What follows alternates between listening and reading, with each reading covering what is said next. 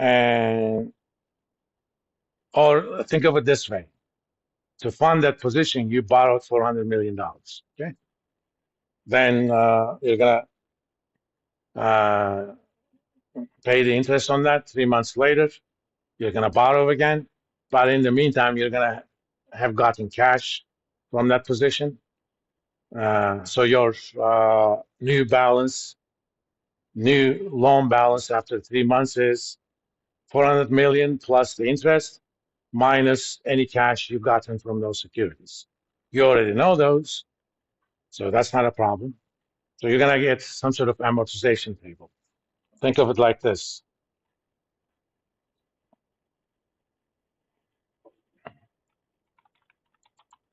Month one, uh, begin, doesn't matter. You're gonna make your interest calculation.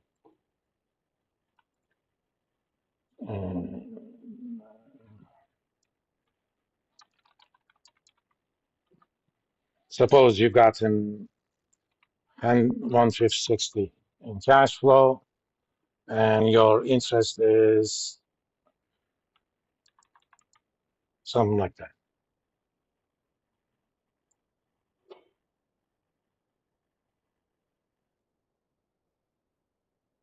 I don't know why it makes this is technically month zero. So on month three, your beginning balance is going to be 400,000 minus or plus interest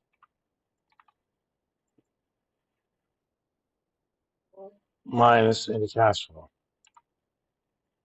Obviously, you're going to make that interest calculation using the current interest rate. Now, on month three, at the end of month three, you're starting with a balance of 402. Then you're going to fund that at the forward rate. Okay. You calculated a forward rate from month 3 to 6, right? So we're going to assume that that's going to be the rate you're going to have to pay to fund that position because we don't know what it's going to be. So to make that interest calculation, you're going to use that rate. Just keep doing this. And, you're doing this with 3-month intervals. Technically speaking, you get intervening cash flows, but I'm not going to worry about them. And at the end of the day, after all assets have matured, how much money did you have to pay back? Okay, think of it like that. I just want you to see that what happens if the forward rates show that interest rates are rising versus they're declining. Okay.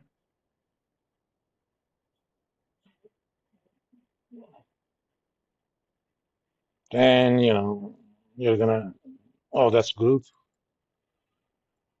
The extra credit is, I actually did a simplification on part C.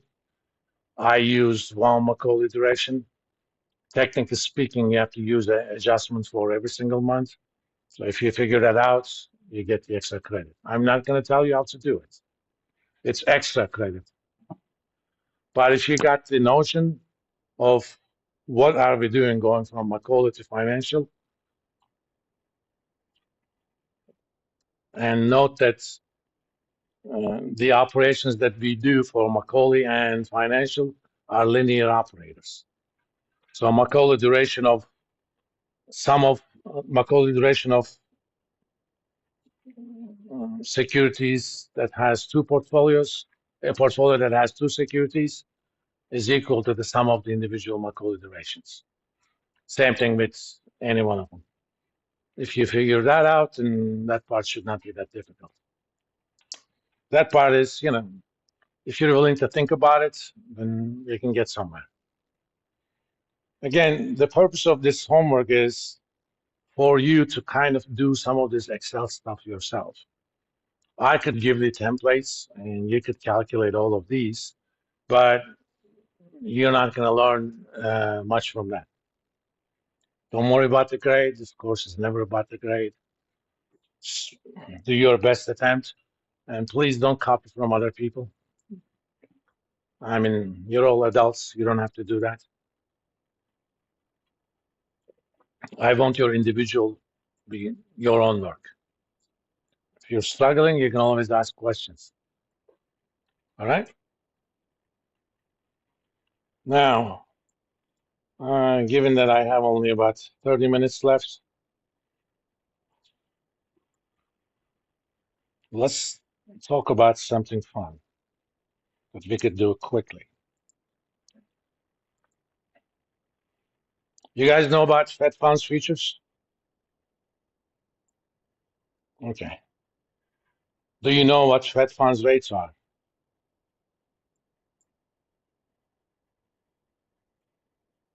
Who does the monetary policy in this country?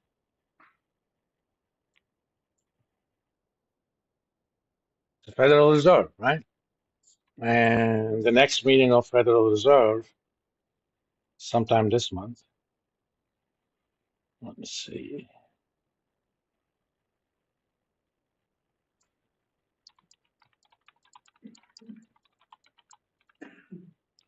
Actually, technically, it's called FOMC, Federal Reserve Open Market Committee. There is a meeting on the 19th and 20th, and they're going to announce on the 20th what they decided to do with the Fed funds rate. Right now, their target is 525 to 550, and typically, the Fed funds rate is the rate at which banks lend to each other through a Federal Reserve window. Okay, and most of that is done through New York Fed.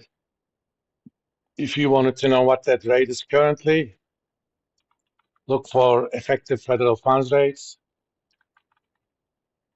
because that's the actual transactions in the markets.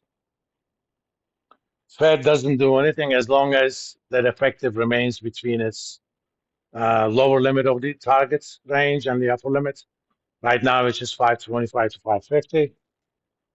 And currently, that's about 533.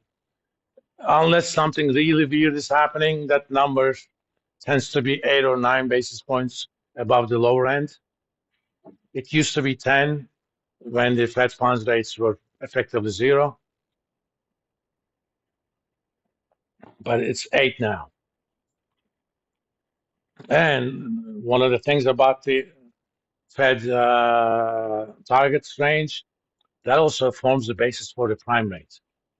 Prime rate is the rate at which banks lend to their best customers, but with also the demise of LIBOR, it kind of has become an index for variable loans. Okay. When you borrowed at a variable rate, you typically said, okay, I'm going to pay LIBOR plus 2, 5, whatever the number is, depending upon your credit rating. Now, prime kind of took over that, all right? Currently, prime rate is 3% or 300 basis points above the upper end, so it's 850. For example, I have 2 home equity lines from UKFCU. One is for 50K. I got that at prime -1. This was years ago. This was in 2015. At that time, prime was actually 325, but there was a lower limit on that. I never paid less than 4. And the other one is prime +1. So I'm effectively paying just prime right now on those 2. So 8.5%. For 50,000, it doesn't matter that much. But suppose I have a loan like this, and I am concerned that if interest rates go up, I'm going to have to pay more. Can I hedge myself? There turns out there's actually a direct tool you can use. There's a futures contract on federal funds rate that uses the EFFR for settlement purposes. Do you know what a futures contract is? Who has taken the investments class here? Anyone? Have you? Did they mention investments at all? Futures contracts at all? Very lightly, not really. Is there something not too hard for me to hit my head on? I mean, how do you do investments without futures?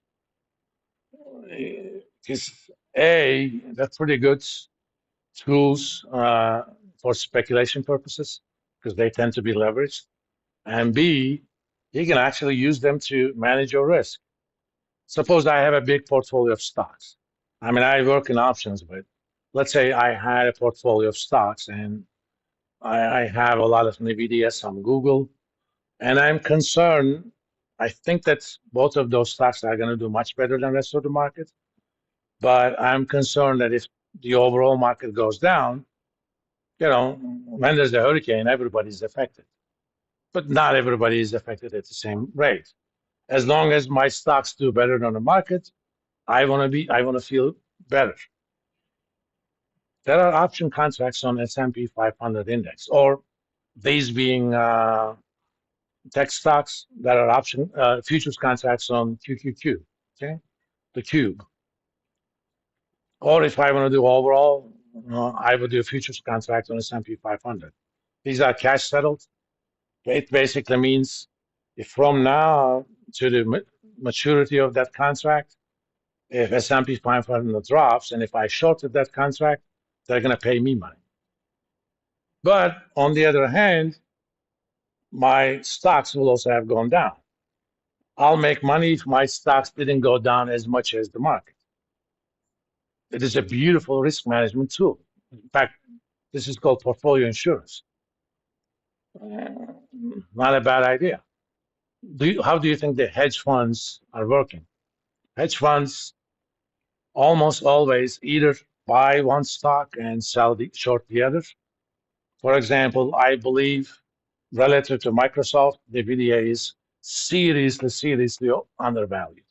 That is my belief, and I want to trade on that.